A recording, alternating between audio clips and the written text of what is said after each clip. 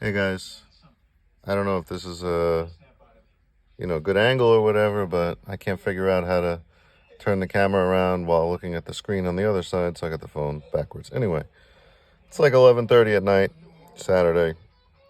Everybody's asleep, kids, my wife. So opportune time to get some stuff done on the old wagon here. So I just wanted to give an update on the fuel injection system I'm doing and the dash. I had an issue with the dash. I'll show you. Well, not an issue, but on this car, I got like no room. The dash, which you'll see in a second, is like 3 inches tall. So this was the bracket that was on the back of the 7-inch. So what I end up doing right there, bingo, I'm trying to get some light without blinding everybody. Let's see, sorry. That's the dash right there, 7-inch Pro Dash. There's the old dash, very narrow, very tight area. And I was talking to a guy about a column mount, just didn't have the room.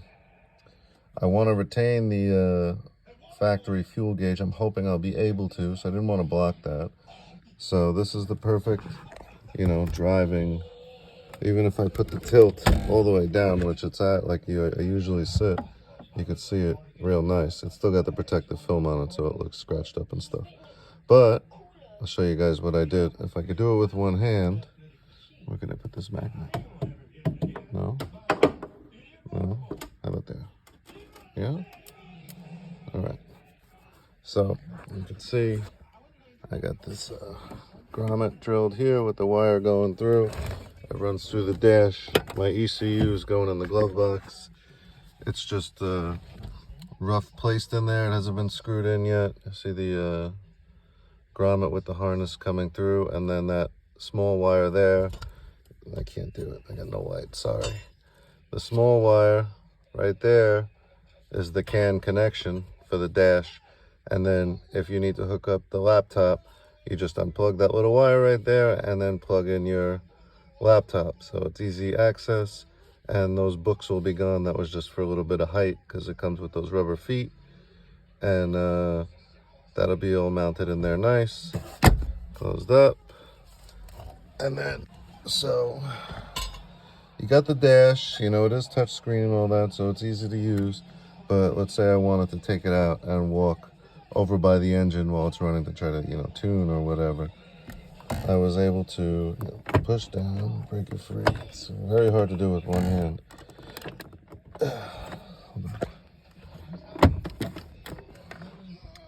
Hold on 1 second. I'm gonna put you like this. Okay. All right, let me see here. All right, see, so free-handed. I'll show you what I did on the back here. All I did was take 2 pieces of flat steel. It's like 8 inches thick. It's just what I had. And I lined up the holes, like on these gold ones here, right there, that were holding on this bracket. Sorry, this is, I'm not a professional cameraman. So this bracket went just like that. So I lined up those 2 holes on the steel, marked it out, drilled 1/8 inch holes, and then I think this was 7/32. Countersunk these, and these are the original screws. I thought I was going to have to get longer ones, but because I countersunk them, I was able to do it. That's the factory wire. And then I just got 2 really strong earth magnets from Amazon, screwed it right into the bracket there. And then this guy, I used a nice long like deck screw or construction screw. This way I went through this and then into the lip of the metal of the dash. This way, you see how strong that was to take off. If I go to take it off, this whole bezel just doesn't come off with it. So this screw is locking the bezel to the dash. So you see I got all this wire just extra in the grommet. If I want to take it out, I probably got, I don't know, 5 feet extra slack just sitting back there on the dash, which is nice. So let's see if I could put this back on without breaking my fingers over here. Hold on, I'm gonna try again. just get this wire out of my way here. All right, let's see. Sorry, terrible camera. So I just get it lined up where it goes, and then she just snaps right into place. And I'll push it up. I can't do this with one hand, bro. There it is. 2 hands, a lot easier. And then if you want to slide it over, slide it over. And then I have no problem shifting. There's nothing connected. Push the extra wire into the ground. You know, most of the time this screen is going to stay put. Because, I mean, it is right there. So it's very easy to touch screen or whatever. But if need be, to be removed, and also to access the what's that, USB-C or whatever it is, to put the thumb drive in, or maybe it's micro USB, to put the thumb drive in so you could update the ECU and the handheld. So I was thinking about utilizing this bracket here and catching these screws on the side and making some like C kind of bracket that went around it and then screw to the sides. But then I would have to unscrew it every time, take it off to update it or whatever, because I have this, you know, lip over here, which is great for the sun also. That's it, you know, just to see the rest of the progress. We got that guy waiting to go in. Was doing trial and error with these things. I got these, you know, Amazon, of course, spark plug boots, protected from the headers, and it's got this ring in it.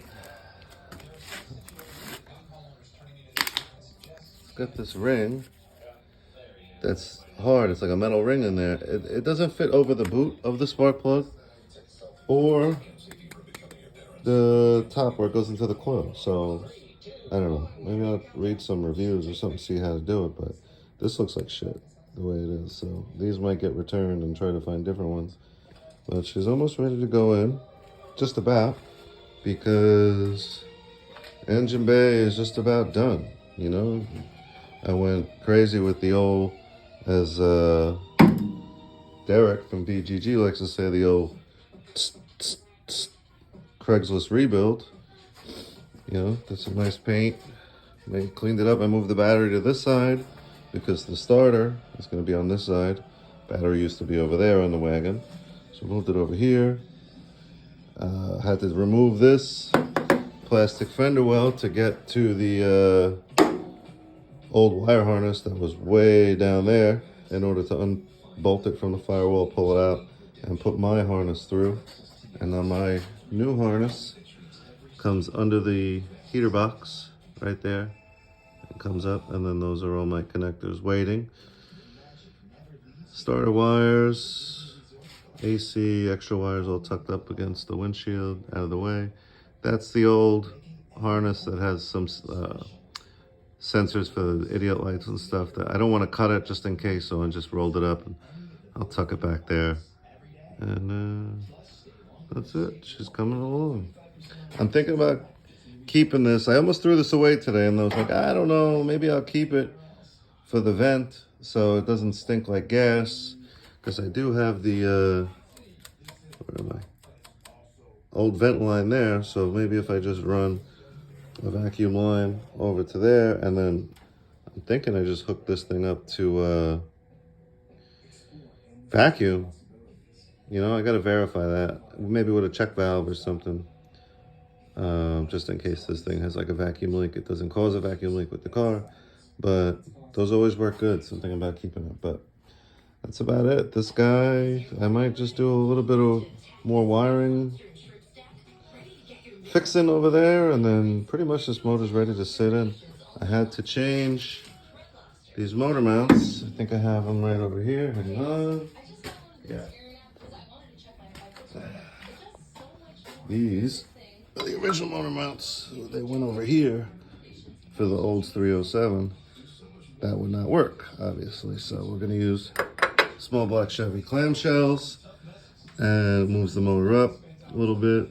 And then I got the adjustable knockoffs. Not these, actually. These don't work for small box. They're in this box here. I just got to change them over to that. And then I should be able to drop the motor in, move it, a little bit back and forth to where I want, because I'm trying to get the transmission to land in the factory spot for the cross member. We shall see. I think I can get it done, but we're going to see. I got one there. I got one there. So that's it. A lot of stuff. So that's the update. All right. I'll check back in soon. Thanks, guys.